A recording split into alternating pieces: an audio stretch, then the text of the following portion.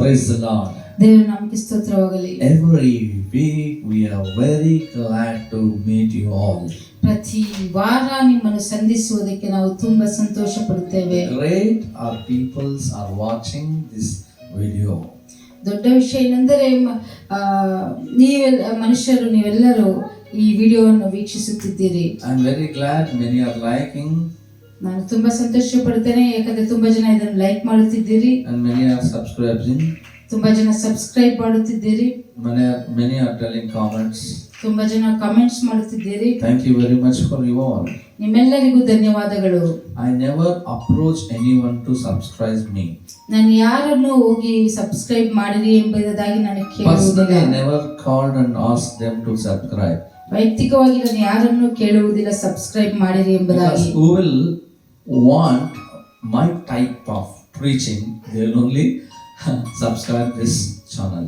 ಈ ರೀತಿಯ ನನ್ನ ರೀತಿಯ ಒಂದು ಪ್ರಸಂಗ ಯಾರಿಗೆ ಇಷ್ಟವೋ ಅವರಷ್ಟೇ ಇದಕ್ಕೆ ಸಬ್ಸ್ಕ್ರೈಬ್ ಮಾಡುತ್ತಾರೆ. Because my words will be little rude. ಯಾಕಂದ್ರೆ ನನ್ನ ಮಾತುಗಳು ಸ್ವಲ್ಪ ಕಠಿಣವಾಗಿರುತ್ತದೆ. The teachings always want to be rude. ಯಾವಾಗಲೂ ಟೀಚಿಂಗ್ಸ್ ಅನ್ನೋದು ಕಠಿಣವಾಗಿರಬೇಕು. Teachings will be as smooth, people cannot take it inside. ಸಂದೇಶವು ಕಠಿಣವಿಲ್ಲದೆ Smooth, it is not that they cannot take it inside. ಕಠಿಣವಿಲ್ಲದೆ ಇದ್ದರೆ ಅದನ್ನು ಒಳಗೆ ತೆಗೆದುಕೊಳ್ಳಲು ಸಾಧ್ಯವಿಲ್ಲ. Message is beautiful. ಸಂದೇಶವು ತುಂಬಾ ಸುಂದರವಾಗಿದೆ. Pastor, wow. ಬೋಧಕರು wow They say and they go off. ಆ ರೀತಿಯಾಗಿ ಹೇಳಿ ಹೊರಟು ಹೋಗುತ್ತಾರೆ. But when the preacher will say something to them, they want to change. ಯಾವಾಗ ಬೋಧಕನು ಏನಾದರೂ ಹೇಳಿದರೆ ಅದನ್ನು ನಾವು ತೆಗೆದುಕೊಂಡು ಮಾರ್ಪಾಡು ಮಾಡಿಕೊಳ್ಳಬೇಕು. When the teachings is happening, preachings is happening, ಯಾವಾಗ ಸಂದೇಶ ಕೊಡುತ್ತಿದ್ದೇವೋ the time the exchange want to happen in our lives. ಆ ಸಮಯದಲ್ಲಿ ಒಂದು ಮಾರ್ಪಾಡು ಎಕ್ಸ್ಚೇಂಜ್ ಆಗಬೇಕು. Because the word is there to not to read or memorize or to tell somebody. ವಾಕ್ಯವು ಬರೀ ಓದುವುದಕ್ಕೆ ಮತ್ತು ನಾವು ಮೆಮೊರೈಸ್ ಬಾಯಿಪಾಠ ಮಾಡುವುದಕ್ಕೆ ಮತ್ತು ಬೇರೆಯವರಿಗೆ ಹೇಳುವುದಕ್ಕೆ ಅಲ್ಲ. Word is to change our lives. ವಾಕ್ಯವು ನಮ್ಮ ಜೀವನವನ್ನು ಮಾರ್ಪಾಡು ಮಾಡಿಕೊಳ್ಳುವುದಕ್ಕೆ. If the word is not changing you, ವಾಕ್ಯವು ನಿನ್ನನ್ನು ಮಾರ್ಪಾಡು ಮಾಡದೇ ಇದ್ದರೆ, the word is not acting in you. ವಾಕ್ಯವು ನಿನ್ನಲ್ಲಿ ಕೆಲಸ ಮಾಡುತ್ತಿಲ್ಲ. So when it acts, ಯಾವಾಗ ನಿನ್ನಲ್ಲಿ ಕೆಲಸ ಮಾಡುತ್ತದೋ that work will come out. ಆ ಸಮಯದಲ್ಲಿ ಆ ಕೆಲಸವು ಆಚೆ ತೋರ್ಪಡಿಸುತ್ತದೆ. Hallelujah. Hallelujah. Today my message is not that. ಈ ದಿನದ ಒಂದು ಸಂದೇಶ ಅದು ಅಲ್ಲ. But we want to give attention to the word. ಆದರೆ ವಾಕ್ಯಕ್ಕೆ ನಾವು ತುಂಬಾ ಅಟೆನ್ಷನ್ ಕೊಡಬೇಕು. Hallelujah. Hallelujah. Today my subject is unity. ಈ ದಿನದ ಒಂದು ಸಬ್ಜೆಕ್ಟ್ ಏನೆಂದರೆ ಹೊಂದಾಣಿಕೆ, ಒಗ್ಗಟ್ಟು. My wife was telling, ನನ್ನ ಹೆಂಡತಿ ಹೇಳುತ್ತಿದ್ದಳು, we don't have the family frames. ನಮ್ಮ ಒಂದು ಮನೆಯಲ್ಲಿ ಒಂದು ಫೋಟೋ ಫ್ರೇಮ್ ಫ್ಯಾಮಿಲಿದು ಯಾವುದು ಸರಿಯಾಗಿಲ್ಲ. It's not there at all. ಇಲ್ಲವೇ ಇಲ್ಲ. So today morning she was telling, ಈ ದಿನ ಬೆಳಗ್ಗೆ ಹೇಳುತ್ತಿದ್ದಳು, my dear husband, ನನ್ನ ಪ್ರಿಯ ಗಂಡನೇ, let us have family picture and we'll have the frame. ನಮ್ಮ ಒಂದು ಫ್ಯಾಮಿಲಿ ಫೋಟೋ ಒಳ್ಳೆಯದು ತೆಗೆದುಕೊಂಡು ಒಂದು ಫ್ರೇಮ್ ಅನ್ನು ಹಾಕಿಸಿಕೊಳ್ಳೋಣ. I given many examples. ನಾನು ಅನೇಕ ಉದಾಹರಣೆಗಳನ್ನು ಕೊಟ್ಟೆ. There have families, big families, rich families, poor families, they have frame. ಒಂದು ಬಡ ಕುಟುಂಬ ಆಗಿರಬಹುದು, ಶ್ರೀಮಂತ ಕುಟುಂಬ ಆಗಿರಬಹುದು, ಮಧ್ಯವರ್ತ ಕುಟುಂಬ ಆಗಿರಬಹುದು, ಕುಟುಂಬಗಳಲ್ಲಿ ಒಂದು ಫೋಟೋ ಫ್ರೇಮ್ ಇರುತ್ತದೆ. But there is no unity. ಆದರೆ ಒಗ್ಗಟ್ಟು ಇಲ್ಲ. The frame only we can see that unity. ಆ ಒಗ್ಗಟ್ಟು ಫೋಟೋ ಫ್ರೇಮ್ ಅಲ್ಲಿ ಮಾತ್ರ ಇರುತ್ತದೆ. Going to that home, ಆ ಕುಟುಂಬಕ್ಕೆ ಹೋದಾಗ father some place, ತಂದೆ ಒಂದು ಜಾಗದಲ್ಲಿ, mother some place, ತಾಯಿ ಒಂದು ಜಾಗದಲ್ಲಿ, children some place, ಮಕ್ಕಳು ಒಂದು ಜಾಗದಲ್ಲಿ. but when we see the photo, ಆದ್ರೆ ನಾವು ಫೋಟೋ ನೋಡಿದಾಗ beautiful image, ತುಂಬಾ ಸುಂದರವಾದ ಒಂದು ಇಮೇಜ್, standing together, ಎಲ್ಲರೂ ಒಗ್ಗಟ್ಟಾಗಿ very ಜೊತೆಯಲ್ಲಿ beautiful ನಿಂತುಕೊಳ್ಳುವುದು, very ಸುಂದರವಾದ ಮುಖ, and we have good dress, ಒಳ್ಳೆಯ ವಸ್ತ್ರ, handsome, ಹ್ಯಾಂಡ್ಸಮ್, cute, ತುಂಬಾ ಕ್ಯೂಟ್ ಆಗಿರುವುದು, beautiful. ತುಂಬಾ ಸುಂದರವಾಗಿರುವುದು. After entering to that home, when we see that photo, wow, ಆ ಕುಟುಂಬಕ್ಕೆ ನಾವು ಪ್ರವೇಶಿಸಿದಾಗ ಆ ಫೋಟೋವನ್ನು ನೋಡಿದಾಗ ವಾವ್ ಎಂಬುದಾಗಿ ಹೇಳುತ್ತೇವೆ. after coming there people to meet, we understand that there is no what is photo says. ಆ ಕುಟುಂಬದಲ್ಲಿ ಹೋದಾಗ ಮತ್ತೆ ಎಲ್ಲರೂ ಬಂದಾಗ ಅವರನ್ನು ನೋಡಿ ನಾವು ಅಂದುಕೊಳ್ಳುತ್ತೇವೆ ಫೋಟೋ ಏನು ಹೇಳುತ್ತದೆ ಎಂಬುದಾಗಿ. So they was completely different what the photo says. ಫೋಟೋನಲ್ಲಿ ಇರುವುದಕ್ಕಿಂತ ಕುಟುಂಬದಲ್ಲಿ ಪೂರ್ತಿಯಾಗಿ ಅವರು ಬೇರೆ ರೀತಿಯಾಗಿರುತ್ತಾರೆ. That's why I said, dear wife, ಅದಕ್ಕೆ ನಾನು ಹೇಳಿದೆ ಪ್ರಿಯ ಹೆಂಡತಿ, we don't want photo frame. ನಮಗೆ ಫೋಟೋ ಫ್ರೇಮ್ ಬೇಡ, We want unity. ನಮಗೆ ಒಗ್ಗಟ್ಟು ಬೇಕು. We want inside our heart, we want to give that unity. ನಮ್ಮ ಹೃದಯದೊಳಗೆ ನಾವು ಒಗ್ಗಟ್ಟಿನಿಂದ ಇರಬೇಕು. When the unity is there, ಯಾವಾಗ ಒಗ್ಗಟ್ಟಿರುತ್ತದೋ the devil never have the place to walk among you people. ಸೈತಾನನಿಗೆ ನಿಮ್ಮಲ್ಲಿ ಕೆಲಸ ಮಾಡುವುದಕ್ಕೆ ಸಮಯವಿರುವುದಿಲ್ಲ. The Satan's plan is always to break the unity between parents and children. ಸೈತಾನನ ಒಂದು ಆಲೋಚನೆ ಏನೆಂದರೆ ಯಾವಾಗಲೂ ಕುಟುಂಬದಲ್ಲಿ ಮಕ್ಕಳನ್ನು ಬೇರ್ಪಡಿಸುವುದು, ತಂದೆ ತಾಯಿಗಳನ್ನು ಬೇರ್ಪಡಿಸುವುದು, removing your peace from your home, ನಿಮ್ಮ ಕುಟುಂಬದಿಂದ ಸಮಾಧಾನವನ್ನು ತೆಗೆದುಹಾಕುವುದು, making misunderstanding, ಒಂದು ಒಬ್ಬರಿಗೊಬ್ಬರು ಅರ್ಥ ಮಾಡಿಕೊಳ್ಳದೇ ಇರುವುದು, breaking the marriages, ಮದುವೆಗಳನ್ನು ಮುರಿಯುವುದು. the promise whatever we promise before the God, we forget everything and we want to live separately and live without husband, without wife. ದೇವರ ಮುಂದೆ ಏನು ವಾಗ್ದಾನ ಮಾಡಿದ್ದೆವೋ ಅದನ್ನು ಮರೆತು ಬಿಟ್ಟು ಹೆಂಡತಿ ಗಂಡನನ್ನು ಬಿಟ್ಟು ಇರುವುದು, ಗಂಡನು ಹೆಂಡತಿಯನ್ನು ಬಿಟ್ಟು ಇರುವುದು. But God's plan is not that. ಆದರೆ ದೇವರ ಒಂದು ಆಲೋಚನೆ ಅದಲ್ಲ. God's plan be in unity.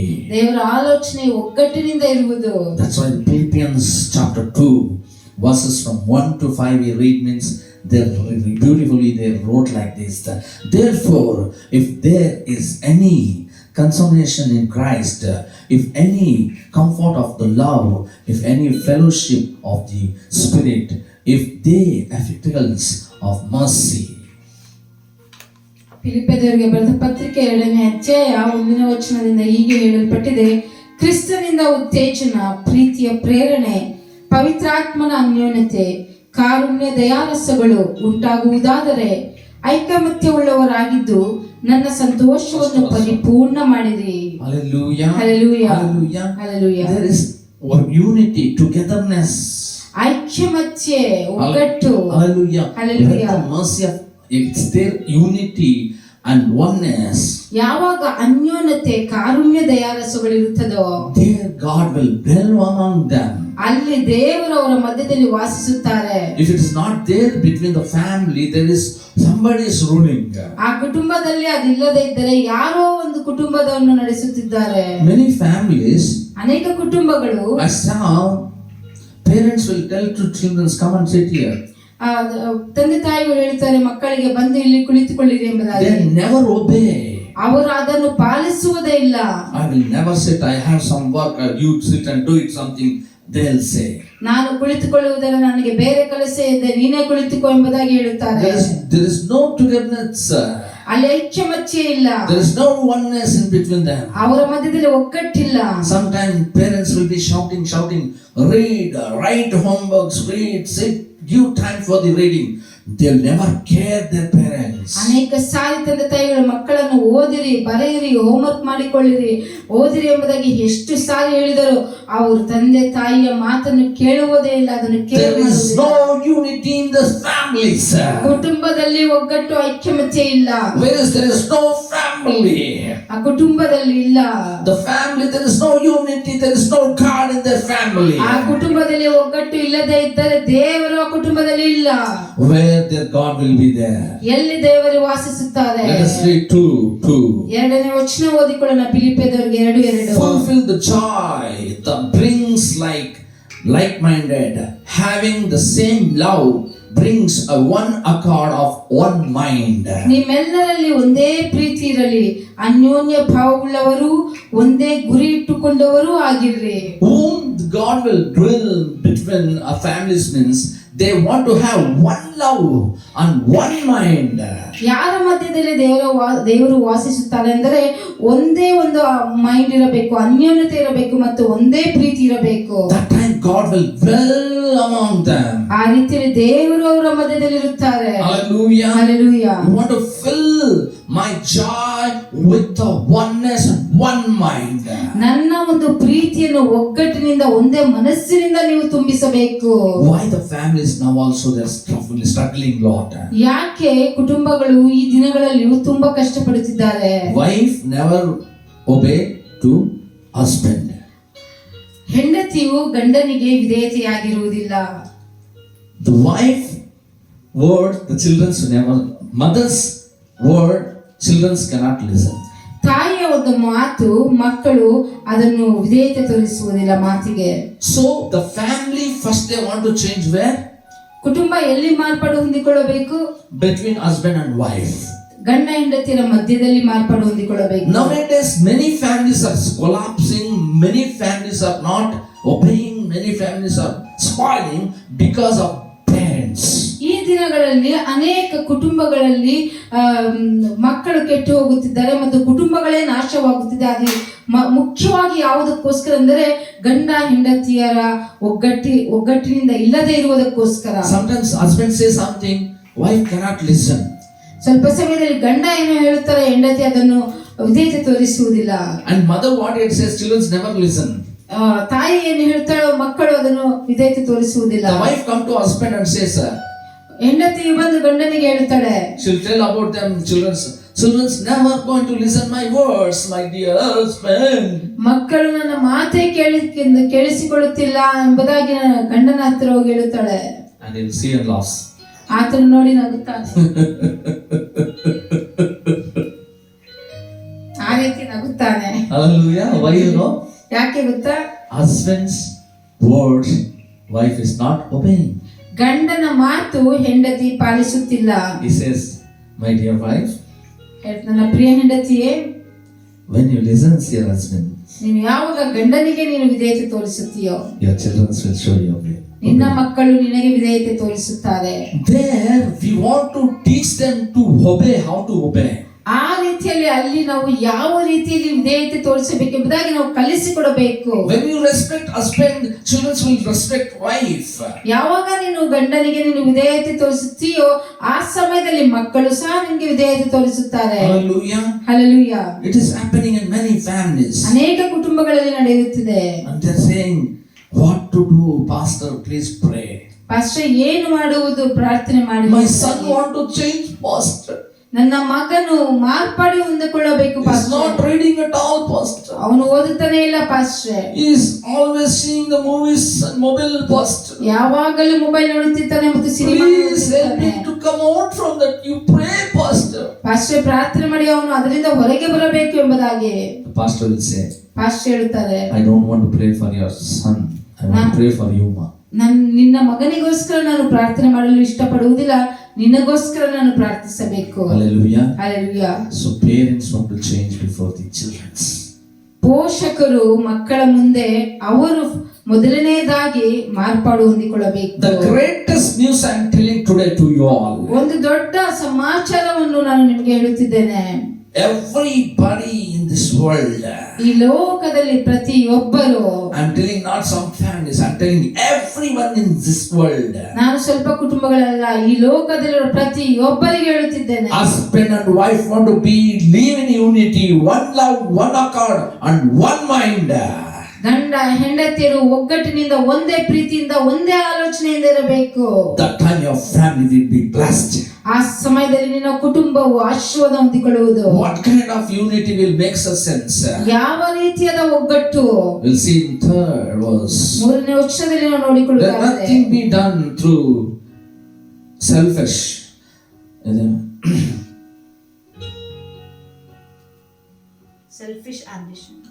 Selfish ambition or conscience, but in loneliness of mind, let each esteems others better than himself. ಪಕ್ಷಪಾತದಿಂದಾಗಲಿ ಒಣ ಹೆಮ್ಮೆಯಿಂದಾಗಲಿ ಯಾವುದನ್ನು ಮಾಡದೆ ಪ್ರತಿಯೊಬ್ಬನು ದೀನಭಾವದಿಂದ ಮತ್ತೊಬ್ಬರನ್ನು ತನಗಿಂತಲೂ ಶ್ರೇಷ್ಠ ಎಂದು ಎಣಿಸಲಿ. Hallelujah. Hallelujah. Hallelujah. Hallelujah. It is very, very particularly telling, when you give respect to one another, ನೀನು ಯಾವಾಗ ಒಬ್ಬರಿಗೊಬ್ಬರು ನೀನು ಮರ್ಯಾದೆಯನ್ನು ಕೊಡುತ್ತೀಯೋ, that time what will happen, you know? ಆ ಸಮಯದಲ್ಲಿ ಏನಾಗುತ್ತದೆ ಗೊತ್ತಾ? The respect will come, unity will come. ನಾವು ಒಬ್ಬರಿಗೊಬ್ಬರು ಮರ್ಯಾದೆ ಕೊಟ್ಟರೆ ಒಗ್ಗಟ್ಟು ಸಹ ಬರುತ್ತದೆ. Hallelujah. Hallelujah. So there is a first thing, husband want to give respect to wife, wife want to give respect to husband. ಗಂಡನು ಹೆಂಡತಿಗೆ ಒಂದು ಮರ್ಯಾದೆಯನ್ನು ಸಲ್ಲಿಸಬೇಕು, ಹೆಂಡತಿಯು ಗಂಡನಿಗೆ ಒಂದು ಮರ್ಯಾದೆಯನ್ನು ಸಲ್ಲಿಸಬೇಕು. So what will happen in between them? ಅವರ ಮಧ್ಯದಲ್ಲಿ ಏನಾಗುತ್ತದೆ? Unity will build. ಒಗ್ಗಟ್ಟು ಕಟ್ಟಲ್ಪಡುತ್ತದೆ. When the unity will build, ಯಾವಾಗ ಒಗ್ಗಟ್ಟು ಕಟ್ಟಲ್ಪಡುತ್ತದೆ, nobody can enter in between you and break your unity. ನಿಮ್ಮ ಮಧ್ಯದಲ್ಲಿ ಯಾರು ಬಂದು ಒಗ್ಗಟ್ಟನ್ನು ಮುರಿದು ಬಿಡಲು ಸಾಧ್ಯವಿಲ್ಲ. So what we want to do? ಏನು ಮಾಡಬೇಕು ನಾವು? We want to leave our selfish ನಮ್ಮ ಒಂದು ಸ್ವಂತ ಆಲೋಚನೆಗಳನ್ನು ನಾವು ಬಿಟ್ಟು ಬಿಡಬೇಕು. Many people they have some ambitions. ಅನೇಕರಿಗೆ ಅವರದೇ ಆದ ಒಂದು ಗುರಿಗಳಿರುತ್ತದೆ. See, husband and wife they want to discuss together and decide anything else. ಯಾವಾಗಲೂ ಗಂಡ ಹೆಂಡತಿ ಅವರಿಬ್ಬರು ಮಾತಾಡಿಕೊಂಡು ಒಂದು ಆಲೋಚನೆ ಮಾಡಿಕೊಳ್ಳಬೇಕು. She will think something else, I will think something else. She'll never call unity and one accord and one mind. ಆ ಹೆಂಡತಿಯು ಏನೋ ಒಂದು ಆಲೋಚನೆ ಮಾಡುತ್ತಾಳೆ, ಗಂಡನು ಏನೋ ಒಂದು ಆಲೋಚನೆ ಮಾಡಿಕೊಳ್ಳುತ್ತಾನೆ, ಅದನ್ನು ಒಗ್ಗಟ್ಟು ಎಂಬುದಾಗಿ ಹೇಳಲು ಸಾಧ್ಯವಿಲ್ಲ. So whatever wife says you want to obey and agree for that. ಏನೆಲ್ಲ ಹೆಂಡತಿ ಹೇಳ್ತಾಳೋ ಅದಕ್ಕೂ ಸಹ ನೀನು ವಿಧೇಯತೆ ತೋರಿಸಿ ಅದಕ್ಕೆ ಒಪ್ಪಿಕೊಳ್ಳಬೇಕು. Whatever husband will says you want to obey and one accord, you want to one mind, you want to live. ಗಂಡನು ಏನು ಹೇಳುತ್ತಾನೋ ಅದನ್ನು ಒಪ್ಪಿಕೊಂಡು ವಿಧೇಯತೆಯಿಂದ ನಡೆದುಕೊಳ್ಳಬೇಕು. Many families today I am seeing there is no peace. ಅನೇಕ ಕುಟುಂಬಗಳಲ್ಲಿ ನಾನು ನೋಡುತ್ತಿದ್ದೇನೆ ಸಮಾಧಾನವಿಲ್ಲ. Always arguments and all the time anger and fightings between the family is happening. ಎಲ್ಲಾ ಸಮಯದಲ್ಲಿ ಕೋಪವು, ಜಗಳವು, ಒಬ್ಬರನ್ನೊಬ್ಬರು ವಾದಿಸಿಕೊಳ್ಳುವುದು. Why you know? ಯಾಕೆ ಗೊತ್ತಾ? There is no unity in the family. ಕುಟುಂಬದಲ್ಲಿ ಒಗ್ಗಟ್ಟಿಲ್ಲ. When the family live one accord and one mind, the unity will build among them. Nothing will enter into their family. No fightings will come. No misunderstandings will come. ಯಾವಾಗ ಗಂಡ ಹೆಂಡತಿಯರು ಒಂದೇ ಮನಸ್ಸಿನಿಂದ ಐಕ್ಯಮತ್ಯೆಯಿಂದ ಒಗ್ಗಟ್ಟಿನಿಂದ ಇರುತ್ತಾರೋ ಆ ಸಮಯದಲ್ಲಿ ಯಾವ ಜಗಳಗಳು, ಯಾವ ಸೈತಾನನ ಮಧ್ಯದಲ್ಲಿ ಬರಲು ಸಾಧ್ಯವಿಲ್ಲ. Many husbands comes and tell to me. ಅನೇಕ ಗಂಡಂದಿರು ಬಂದು ನನಗೆ ಹೇಳುತ್ತಾರೆ, Pastor, ಬೋಧಕರೇ, how much I love my wife also. ನನ್ನ ಹೆಂಡತಿಯನ್ನು ನಾನು ಎಷ್ಟು ಪ್ರೀತಿ ಮಾಡಿದರು, She never turn back and give same love to me. ಆಕೆಯು ನನಗೆ ಅದೇ ಪ್ರೀತಿಯನ್ನು ತಿರುಗಿ ಕೊಡುವುದಿಲ್ಲ. She makes careless about me. ನನ್ನ ಬಗ್ಗೆ ತುಂಬಾ ಕೇರ್ಲೆಸ್ ಆಗಿ ಮಾಡುತ್ತಾರೆ. We are also careless about Lord Jesus Christ's love. ನಾವು ಸಹ ಕ್ರಿಸ್ತನ ಪ್ರೀತಿಯನ್ನು ಕೇರ್ಲೆಸ್ ಮಾಡುತ್ತಿದ್ದೇವೆ. Even he today also is loving about the Calvary love. ಈ ದಿನದಲ್ಲಿಯೂ ಆ ಕಲ್ವಾರಿ ಪ್ರೀತಿಯಿಂದ ನಿಮ್ಮನ್ನು ಪ್ರೀತಿಸುತ್ತಿದ್ದಾರೆ. His love is continuing in our life. ಆತನ ಪ್ರೀತಿ ನಮ್ಮ ಜೀವನದಲ್ಲಿ ಸಾಗುತ್ತಲೇ ಇದೆ. Husbands, ಗಂಡಂದಿರೇ, if you are loving her, she is not giving back to love. Don't worry. ನಿನ್ನ ಹೆಂಡತಿಯನ್ನು ನೀನು ಪ್ರೀತಿಸಿ ಅದೇ ಪ್ರೀತಿ ಅವಳಿಂದ ನಿನಗೆ ಸಿಗುತ್ತಿಲ್ಲ ಎಂದರೆ, But don't fail to love them. ಆದರೆ ಅವರನ್ನು ಪ್ರೀತಿಸುವುದಕ್ಕೆ ನೀನು ಸ್ಟಾಪ್ ಮಾಡಬೇಡ. You continually love. ಅವರನ್ನು ಸದಾ ಪ್ರೀತಿಸು. Bible says. ಸತ್ಯವೇದ ಹೇಳುತ್ತದೆ. Jesus love. ಯೇಸು ಸ್ವಾಮಿಯ ಪ್ರೀತಿ. The church so much. ಸಭೆಯನ್ನು ಎಷ್ಟು ಪ್ರೀತಿಸಿದರು. Ephesians says he loves, husbands loves your wives. Wives submit to your husbands, the Bible says. ಸತ್ಯವೇದ ಹೇಳುತ್ತದೆ, ಗಂಡನು ಹೆಂಡತಿಯನ್ನು ಪ್ರೀತಿಸು, ಆದರೆ ಹೆಂಡತಿ ಗಂಡನಿಗೆ ವಿಧೇಯತೆಯಾಗಿರಬೇಕು. Husband and wife nothing but church and church head. ಗಂಡ ಹೆಂಡತಿ ಯಾರು ಅಲ್ಲ, ಒಂದು ಸಭೆ ಹಿರಿಯರು. Hallelujah. Hallelujah. Who is the head of the church? ಯಾರು ಆ ಸಭೆ ಹಿರಿಯರು?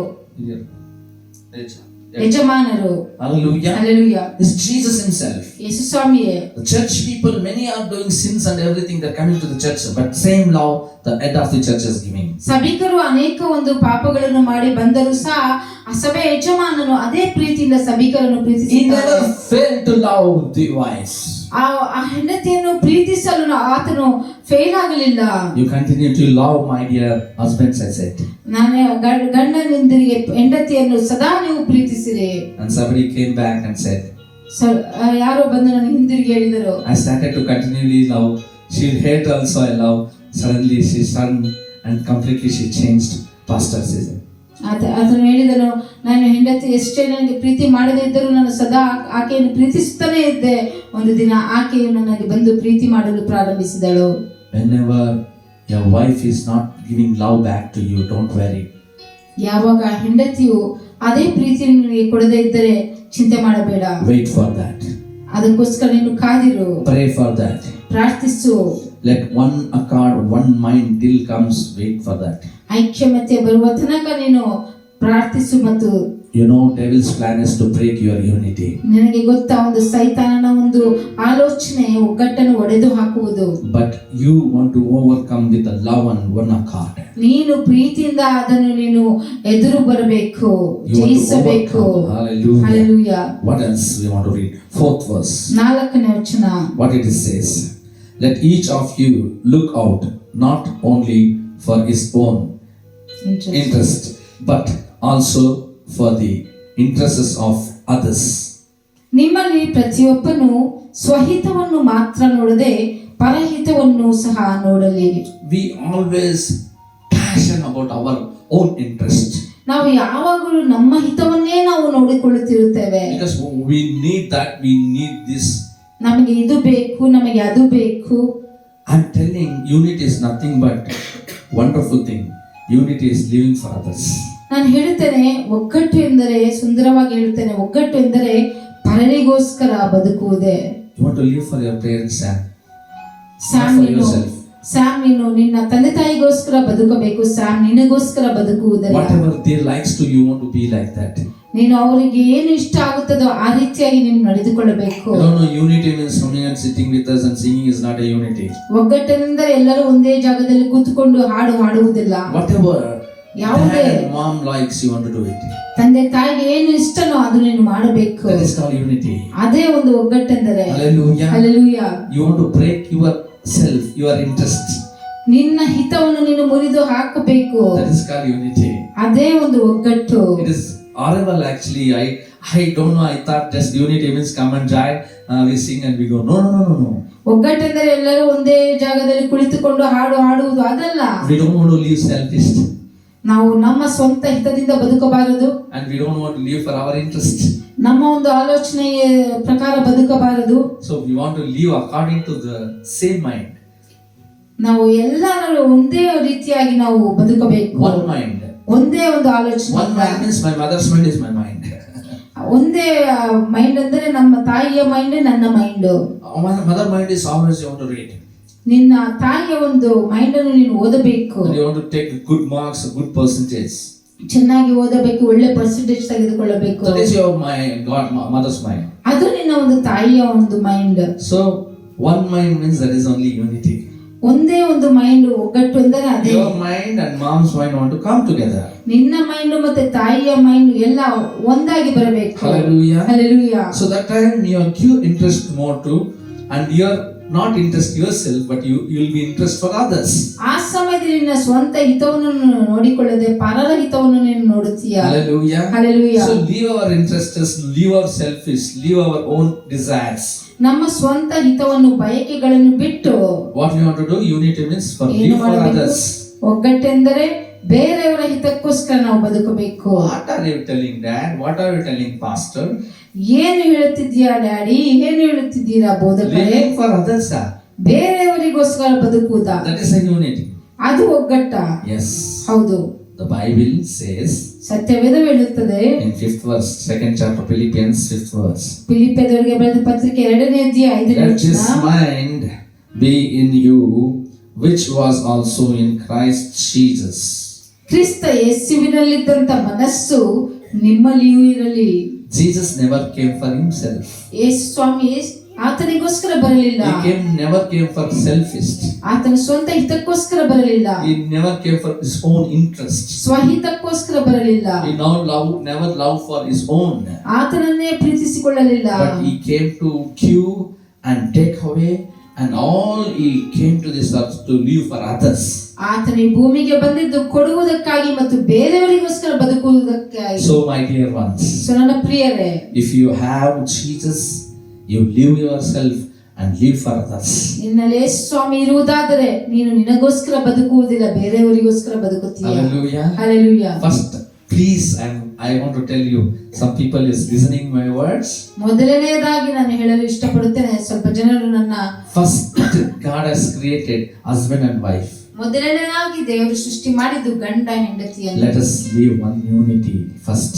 ಮೊದಲನೇದಾಗಿ ಗಂಡ ಹೆಂಡತಿ ಒಗ್ಗಟ್ಟಾಗಿ Whoever actually living separately, ಯಾರೆಲ್ಲ ಬೇರೆ ಬೇರೆಯಾಗಿ ಬಾಳುತ್ತಿದ್ದೀರೋ pray, ಪ್ರಾರ್ಥಿಸಿರಿ. Lord, ಕರ್ತನೆ, please help us to come together in one accord, in one mind, Lord. ನಮಗೆ ಸಹಾಯ ಮಾಡು ಕರ್ತನೆ, ನಾವು ಐಕ್ಯಮತಿಯಾಗಿ ಬರುವುದಕ್ಕೋಸ್ಕರ. When we 2 or 3 gather in your name, you will be in midst of them, you said and you promised, Lord. ತಂದೆ, ನೀವು ವಾಗ್ದಾನ ಮಾಡಿದಿರಿ, ಎಲ್ಲಿ 2-3 ಜನ ನನ್ನ ಹೆಸರಿನಲ್ಲಿ ಕೂಡಿರುತ್ತಾರೋ ಅವರ ಮಧ್ಯದಲ್ಲಿ ನಾನು ಇರುತ್ತೇನೆ. Lord, I want to do justice and Lord, good to my wife. ತಂದೆ, ನಾನು ನನ್ನ ಹೆಂಡತಿಗೆ ನಾನು ಒಂದು ನ್ಯಾಯ ಮಾಡಬೇಕು. And same thing, Lord, wives want to tell, I want to do good to my husbands. ಅದೇ ರೀತಿಯಾಗಿ ಹೆಂಡತಿ ಹೇಳಬೇಕು, ನಾನು ಗಂಡನಿಗೆ ಒಳ್ಳೆಯದನ್ನೇ ಮಾಡಬೇಕು. And both of you want to cover and you want to give children same training. ಆ ಗಂಡ ಹೆಂಡತಿಯು ಮಕ್ಕಳಿಗೆ ಅದೇ ರೀತಿಯಾಗಿ ಕಲಿಸಿಕೊಡಬೇಕು. When they will be together in one accord, one mind, in one spirit, God will in their midst. ಅವರು ಯಾವಾಗ ಒಂದೇ ಮನಸ್ಸಿನಿಂದ ಐಕ್ಯಮತೆಯಿಂದ ಇರುತ್ತಾರೋ, ಒಂದೇ ಆತ್ಮದಿಂದ ಇರುತ್ತಾರೋ, ಆ ಸಮಯದಲ್ಲಿ ದೇವರು ಅವರ ಮಧ್ಯದಲ್ಲಿ ವಾಸ ಮಾಡುತ್ತಾರೆ. Where you fail in this area, ನೀನು ಎಲ್ಲಿ ನೀನು ಫೇಲ್ ಆಗಿದೆ ಎಂಬುದಾಗಿ ನಿನ್ನನ್ನು ನೀನು ಪರೀಕ್ಷಿಸಿಕೋ. reconnected to unity. ಒಗ್ಗಟ್ಟಿಗೆ ತಿರುಗಿ ನೀನು ಕನೆಕ್ಟ್ ಆಗು. When the unity you come, it's great thing, God will dwell among them. ಯಾವಾಗ ಐಕ್ಯಮತ್ಯೆಗೆ ಬರುತ್ತೀರೋ ಆವಾಗ ದೇವರು ನಿಮ್ಮ ಮಧ್ಯದಲ್ಲಿ ವಾಸಿಸುತ್ತಾರೆ. Trust one another. ಒಬ್ಬರನ್ನು ಒಬ್ಬರು ನಂಬಿರಿ. Love one another. ಒಬ್ಬರನ್ನೊಬ್ಬರು ಪ್ರೀತಿಸಿರಿ. Sacrifice for one another. ಒಬ್ಬರಿಗೊಬ್ಬರು ತ್ಯಾಗ ಮಾಡಿರಿ. And help for one another. ಒಬ್ಬರಿಗೊಬ್ಬರು ಸಹಾಯ ಮಾಡಿರಿ. And help others also. ಬೇರೆಯವರಿಗೂ ಸಹಾಯ And ಮಾಡಿರಿ. pray for others. ಬೇರೆಯವರಿಗೋಸ್ಕರ ಪ್ರಾರ್ಥಿಸಿರಿ. Pray for others' salvation. ಬೇರೆಯವರ ರಕ್ಷಣೆಗೋಸ್ಕರ Pray ಪ್ರಾರ್ಥಿಸಿರಿ. for ourselves. We want to be like Christ minded. ನಮಗೋಸ್ಕರ ಪ್ರಾರ್ಥಿಸಿರಿ, ಕ್ರಿಸ್ತನ ಮನಸ್ಸುಳ್ಳವರಾಗಿರಬೇಕು. Hallelujah. Hallelujah. Hallelujah. Hallelujah. My ones I know. ಪ್ರಿಯರೇ, ನನಗೆ ಗೊತ್ತು. Today unity will bring among you. When you listen, just go and pray and ask God. God will give lot of unity in your lives. ನೀನು ಕೇಳಿಸಿಕೊಂಡು ಹೋಗಿ ದೇವರ ಸನ್ನಿಧಾನದಲ್ಲಿ ಕುಳಿತು ಪ್ರಾರ್ಥನೆ ಮಾಡಿದಾಗ ದೇವರು ಒಗ್ಗಟ್ಟನ್ನು ಕೊಡುವವನಾಗಿದ್ದಾನೆ. Let us pray. ಪ್ರಾರ್ಥನೆ ಮಾಡಿಕೊಳ್ಳೋಣ. Let us pray. Sam and Sean come to dad and mom and catch our hands. Sam, Shawn ಬಂದು ಕರಗಳನ್ನು ಹಿಡಿದುಕೊಳ್ಳಿರಿ. Catch. Come around. Father, ತಂದೆಯೇ, this is chain unity. ಇದು ಒಂದು ಚೈನ್, ಒಂದು ಒಗ್ಗಟ್ಟಾಗಿದೆ. Anybody who watches means they understand it is chain and this is covered unity. ಇದು ಯಾರಾದರೂ ವೀಕ್ಷಿಸುವುದಾದರೆ ಅವರಿಗೆ ಅರ್ಥವಾಗುತ್ತದೆ, ಇದು ಚೈನ್ ಆಗಿ ಒಂದು ಕವರ್ ಆಗಿರುವ ಒಗ್ಗಟ್ಟು. They all together they came and they're holding their hands. ಒಗ್ಗಟ್ಟಿನಿಂದ ಬಂದು ಕರಗಳನ್ನು ಹಿಡಿದುಕೊಳ್ಳಲಿ. When they're holding their hands, there is a great secret. ಯಾವಾಗ ಕರಗಳನ್ನು ಹಿಡಿದುಕೊಂಡಿರ್ತಾರೋ ಒಂದು ದೊಡ್ಡ ರಹಸ್ಯವಿದೆ. There no chance for somebody to come inside. ಬೇರೆಯವರು ಒಳಗೆ ಬರುವುದಕ್ಕೆ ಸಾಧ್ಯವಿಲ್ಲ. This is called unity of family. ಇದೇ ಒಂದು ಕುಟುಂಬದ ಒಗ್ಗಟ್ಟಾಗಿದೆ. Same thing, you want to pray. Wherever you are departed and you are separated, come to God and pray. God going to dwell among us. ಅದೇ ರೀತಿಯಾಗಿ ಯಾರೆಲ್ಲ ಬೇರೆ ಬೇರೆ ಆಗಿದ್ದೀರೋ ನೀವು ಒಗ್ಗಟ್ಟಿನಿಂದ ಬಂದು ಪ್ರಾರ್ಥಿಸಿ, ದೇವರು ನಿಮ್ಮ ಮಧ್ಯದಲ್ಲಿ ವಾಸಿಸುತ್ತಾರೆ. I'm telling, when God lives in us, ಯಾವಾಗ ದೇವರು ನಮ್ಮ ಮಧ್ಯದಲ್ಲಿ ಇರುತ್ತಾರೋ no evil can come near to us. ಯಾವ ಕೆಟ್ಟದ್ದು ನಮ್ಮ ಬಳಿ ಬರುವುದಕ್ಕೆ ಸಾಧ್ಯವಿಲ್ಲ. We pray for everyone right now. ಎಲ್ಲರಿಗೋಸ್ಕರ ನಾವು ಪ್ರಾರ್ಥಿಸುತ್ತೇವೆ. Gracious Heavenly Father, ಕೃಪೆಯುಳ್ಳ ಪರಲೋಕದ ತಂದೆಯೇ, where all the unity the Satan has broken, ಸೈತಾನನು ಎಲ್ಲೆಲ್ಲ ಒಗ್ಗಟ್ಟನ್ನು ಮುರಿದು ಹಾಕಿದ್ದಾನೋ, today I release the unity of the Lord Jesus Christ and the Holy Spirit help upon them and one accord and one mind. ಈ ಈ ದಿನದಲ್ಲಿ ಯೇಸು ಕ್ರಿಸ್ತನ ಒಗ್ಗಟ್ಟನ್ನು ನಾನು ಬಿಡುಗಡೆ ಮಾಡುವವನಾಗಿದ್ದೇನೆ, ಒಂದೇ ಐಕ್ಯಮತೆಯಿಂದ ಬರುವುದಕ್ಕೆ. Let your presence cover your children's, Lord. ನಿನ್ನ ಒಂದು ಪ್ರಸನ್ನತೆ ನಿಮ್ಮ ಮಕ್ಕಳನ್ನು ತಂದೆ ಆವರಿಸಿಕೊಳ್ಳಲಿ. The unity fill their hearts with the joy, Lord my God. ಒಗ್ಗಟ್ಟು ಅವರ ಹೃದಯದಲ್ಲಿ ಸಂತೋಷದಿಂದ ತುಂಬಿಸಲಿ. Lord, that unity will break them, and Lord, everything healed completely, Lord. ಆ ಒಗ್ಗಟ್ಟು ತಂದೆ ಅವರನ್ನು ಸ್ವಸ್ಥಪಡಿಸಲಿ. Lord, that unity will bring them success, oh Lord my God. ಆ ತಂದೆ ಒಗ್ಗಟ್ಟು ಅವರಿಗೆ ಜಯವನ್ನು ತೆಗೆದುಕೊಂಡು ಬರಲಿ. That unity will bring, Lord, their businesses will be grown well, oh Father ಆ God. ಒಗ್ಗಟ್ಟು ತಂದೆ ಅವರ ಬಿಸಿನೆಸ್ ಅನ್ನು ಒಳ್ಳೆಯದಾಗಿ ಬೆಳೆಯಲಿ. That unity will bring love and togetherness in the family, Lord. ಆ ಒಗ್ಗಟ್ಟು ಅವರ ಕುಟುಂಬದಲ್ಲಿ ಪ್ರೀತಿಯು ಐಕ್ಯಮತ್ಯೆಯನ್ನು ತೆಗೆದುಕೊಂಡು ಬರಲಿ. Lord, that unity will bring good knowledge and wisdom, and Lord, remembering power, oh Lord. ಆ ಒಗ್ಗಟ್ಟು ತಂದೆ ಜ್ಞಾನದಿಂದ ತುಂಬಿಸಲಿ ಮತ್ತೆ ಮೆಮೊರಿ ಪವರ್ ಇಂದ ತುಂಬಿಸಲಿ. That unity will bring more and much love in between the families, oh Lord. ಆ ಒಗ್ಗಟ್ಟು ತಂದೆ ಕುಟುಂಬಗಳಲ್ಲಿ ಒಂದು ಒಳ್ಳೆಯ ಪ್ರೀತಿಯನ್ನು ತೆಗೆದುಕೊಂಡು ಬರಲಿ.